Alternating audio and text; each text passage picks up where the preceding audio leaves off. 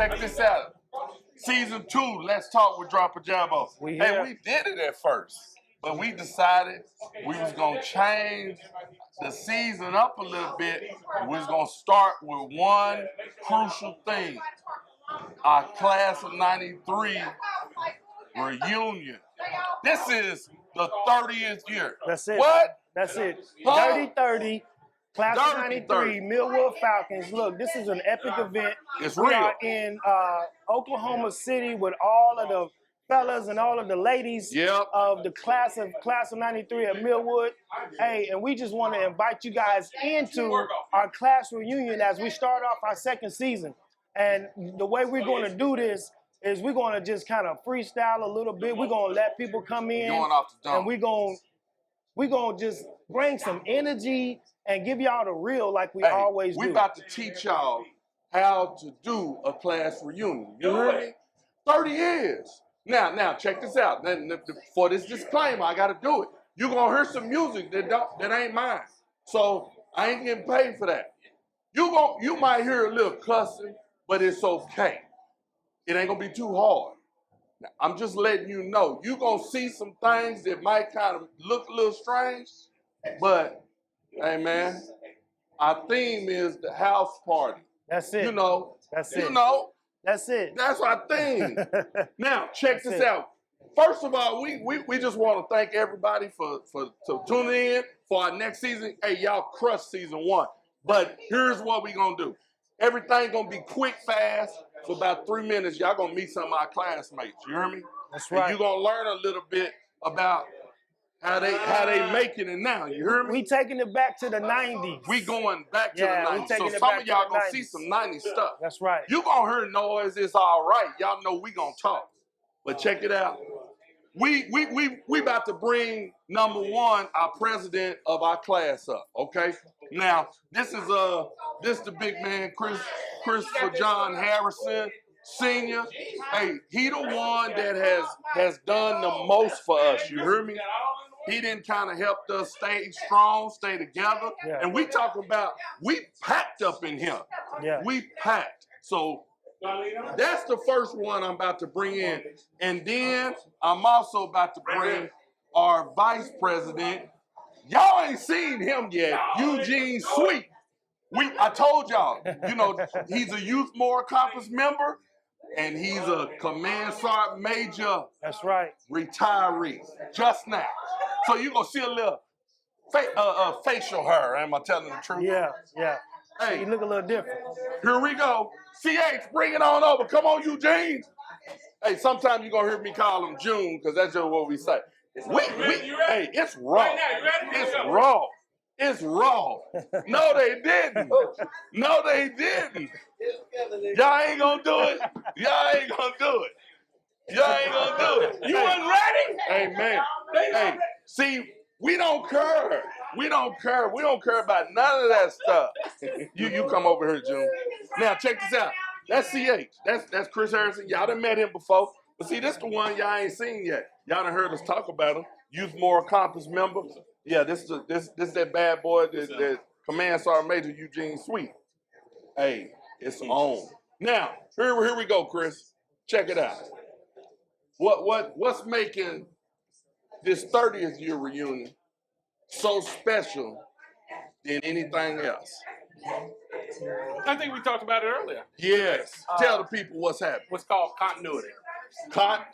If we're able to sit across from anybody in our class, if I'm sitting across from Ed or I'm sitting across from Shamika, if I'm sitting to you, that'll work. Yeah, you got it. I don't need it no more. So you gonna get all that when you. So continuity is what we talked about earlier today. If I'm sitting across from Jabbo, I'm sitting across from Ed, or I'm sitting across from Shamika or Violet, Jolinda, our conversations are gonna be great. Yeah. Because I want to say we've been together practically our whole lives, but we really have been together our whole lives. Yeah. So love is love. And we know how to check on one another. When things, and we get to this age, things start happening. Yeah. And we're still there in the room to uplift one another. So one of the things I'm excited about from a Millwood standpoint is we're trying to put together something that can be replicated. Our class reunion wasn't about a real big party. It wasn't about where can we go for a destination. Yeah. It wasn't about how much money who's spending the most money on whatever. That wasn't it. Our goal was to raise money for a worthy cause, which is the Millwood Enrichment Foundation. Right. It's the Legacy Memorial Garden that will take place there at Millwood. And then lastly, for us to be with one another and just say, and I got you, my sister and my brother. Right. So yeah, I think that's the difference. Now, I told y'all, that's that president right there, Jab, it's that thing that, see, people don't know a lot of, we talk a little bit now, you keep, and then Jabbo comes in 10th grade. Yeah. And so, but you got loved. Right. You got loved quick. Right. So it turned into something totally different. Yeah. It almost looked like a college fraternity. Can I interject though? Yeah, go ahead. The fact that when Jabbo showed up, Yeah. we didn't even recognize his name was Ronaldo Lemons Jr. Because his father, Ronaldo Lemons Sr., Right. was his father. Yeah. We taking pictures and everything. Hey, dude, we getting it. Y'all don't understand. Y'all gonna meet him. Matt June's in the room. Y'all gonna meet our picture man. Willie in the room. Bria's in the room. We living tonight. But understand. So here's what we're saying is, we didn't understand that it was Ronaldo Lemons Jr. Right. We knew it was Jabbo because his father was our coach and our mentor prior to him coming. So when he showed up, it wasn't like, hey, here's somebody new, it's a stranger. Our response was, hey man, it's about time. You should have already been here. Okay.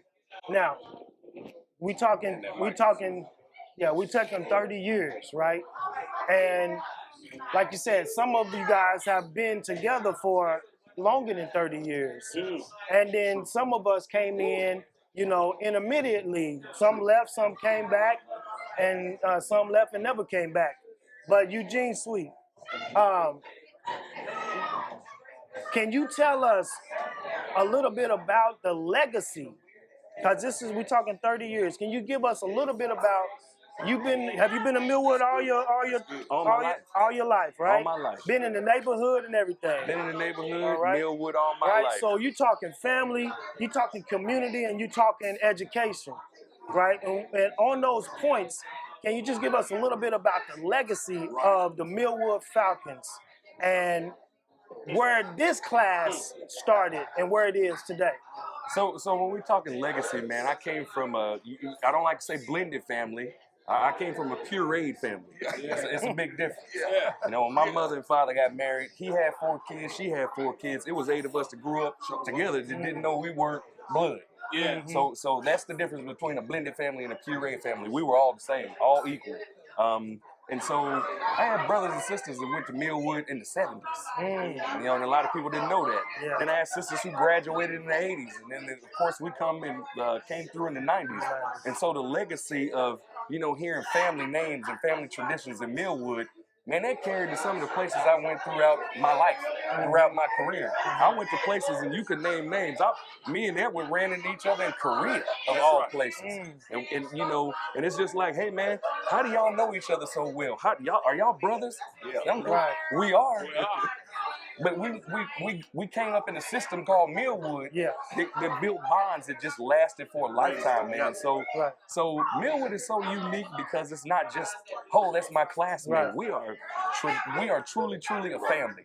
Absolutely. And I enjoyed the fact that when I came back, I hadn't been back, in a function like we did on yesterday with the Enrichment Foundation, and I got a chance to interact with other classes who just looked and said, you know what, this is a beautiful thing that you guys are starting. It's not about us. It's about all of us. It's not about 93. It's about all of us. And the embrace that all of us took in there, man, it was such a beautiful thing. I truly enjoyed it. I hear you echoing what Chris actually has said, about not just class of 93, but, including just Millwood and the community itself. And you really don't see that in Oklahoma anymore. And I think the last time that we would actually can kind of correlate something like that would be like the Douglas. You know, like my grandmother and, you know, my aunties or whoever, you know, it was only one school to go to when you were African American. Yep. And that school was Douglas. Or if you was out in Spencer, in Jones. it was Dundee, Spencer Jones, you know. And it's so reminiscent of those two legacies. And to be able to be my age and be a part of that, you know, it's very...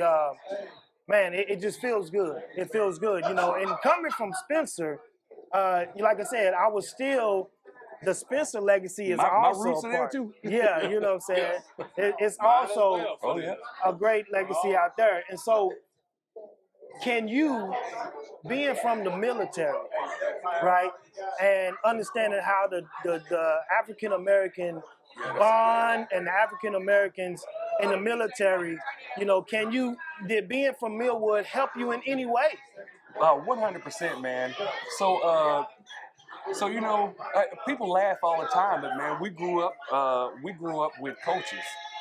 Who were father figures. And people look and they were mentors. And we can look back and say, man, they were tough on us and they were hard.